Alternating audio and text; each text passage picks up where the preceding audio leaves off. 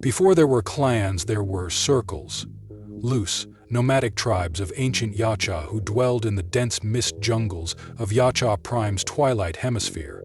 Among these circles was one known only in scattered glyphs and hunted dreams, the Odukaruin, those who speak to the bones. The Odukaruin were not warriors in the traditional sense. They were ritualists, spirit callers, sky watchers. Unlike the techno-worshipping Iron clans or the blade-bound Fang tribes, the Odukaruin listened to the dead. The Witch Predator is believed by some fringe xenolinguists and forbidden lore keepers to be a direct descendant of this lineage, a death cult bloodline that predates even the earliest Elder archives. DNA recovered from witches' battlefield offerings show slight anomalies, including dormant neural sequences and glandular tissue, suggesting heightened spiritual perception and psychoactive resistance, signs of ritual alchemy in her genetic past. The Witch Predator, known among secret bloodlines as Katra Va, descends not from the noble hunting castes, but from the exiled Uduk Harun, a death cult of spirit callers, ancient shamans, and voidwalkers. These Yautja were said to hear the song of the dying, to read the echoes of slain prey, and to guide the spirits of the dishonored into oblivion. They were erased, not for what they did, but for what they knew. The witch is believed to be the last surviving matriarch of this lineage. Her body is strong, but gaunt, cloaked in woven skins of flayed serpent alien hides and ceremonial armor laced with black bone. Her mask is unlike any other, etched with symbols not found in any clan's vaults. It is a bleached visor inscribed with glowing green runes that shimmer with psionic heat when prey draws near.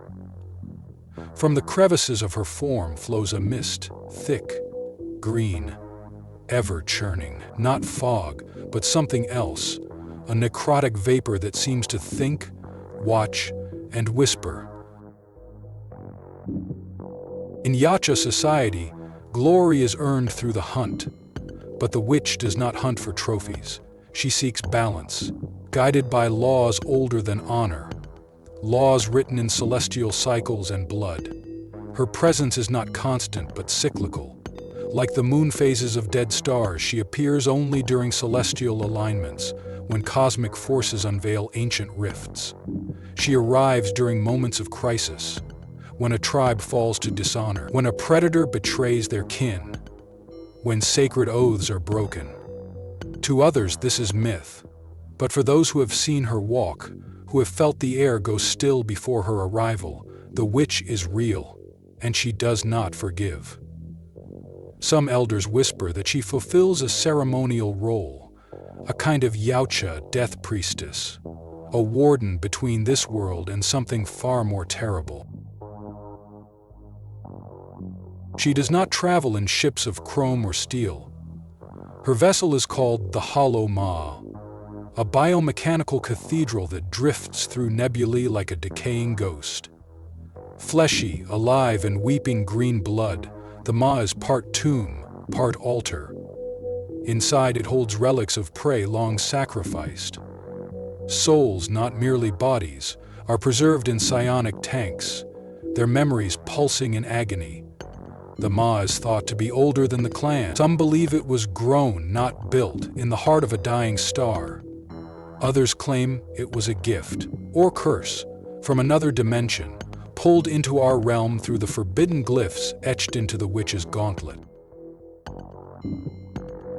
The witch performs ritual killings rather than clean strikes. Her victims are chosen through glyph readings, visions drawn from sacrificial blood. She uses curved daggers made of meteoric bone and a net gun that dissolves flesh instead of restraining it. When she executes a Yautja, it is done with ceremony, surrounded by singing glyphs, offerings of prey bones, and psionic flames. It is said that her kills do not die screaming, they die remembering, every moment of dishonor flashing before their soul is ripped apart. Some heretics and cultists claim the Witch Predator is not bound to this dimension, that her rituals draw power from the Tetsuchai realms, a fold in space where physics bleed and reality forgets itself. There, the souls of the dishonored rot, and it is said she walks freely. According to one forbidden tome, she is a servant of balance, tasked with cleansing the bloodline of predators that drift too far from their ancestral code. These scrolls also speak of a coming age, the Crimson Veil, when stars will blacken and the witch will lead the circle of the hollow spiral, a death cult of predators reborn. Already sightings have emerged of new witch-like predators, cloaked figures bearing the same mists, the same masks.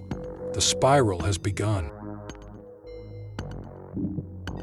The witch has no seat in the High Council, no place among the elite clans, but she is known. Whispers of her presence silence even the most aggressive-blooded warriors. Some say a mark from her gauntlet is a death sentence that cannot be undone. Yet there are others, radicals, outcasts, spiritualists, who seek her out, kneeling in the jungles during eclipses, begging for her judgment. Sometimes they vanish. Sometimes their bones are found carved with runes none can read. She is both myth and curse, not revered, not feared, respected, like a blade placed at your throat during sleep. The witch towers above most warriors. Her frame is slender, sinewy, and wrapped in bone-wrought ceremonial armor, forged from the remains of dishonored Yautja and fallen xenomorph queens. Dark tribal glyphs pulse faintly across her carapace, glowing during rituals. She wears a biomask shaped like an elongated skull, half Yautja, half unknown. Its lenses gleam with shifting green hues. Her dreadlocks are adorned with runes carved into obsidian vertebrae, and her scent is said to carry the iron tinge of eternal bloodletting. Her weapon is no combi stick or shoulder cannon. It is the scythe of the hollow star, forged from blackened bone and crackling with green void plasma. The weapon slices through more than flesh.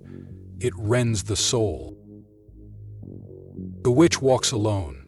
She answers to no clan, bows to no elder. She is a ceremonial judge, executioner, and soul weaver. She appears only when summoned by fate, during galactic eclipses, blood comets, or great dishonor. When a Yautja dishonors the hunt, kills the weak, spills innocent blood, or violates sacred rites, it is said the witch will appear. Not to punish, to erase. Some claim she travels through pocket realms between the stars, arriving not by ship, but by dream and omen. To encounter her is not to face death, it is to be weighed by the void itself. Found audio entry from a shattered Yautja helmet. Location: unmarked moon of the art sector. I saw her, not in flesh, but in dream. She walked through smoke on clawed feet, dragging a trail of green fire behind her. I felt my bones itch in terror, and then I awoke.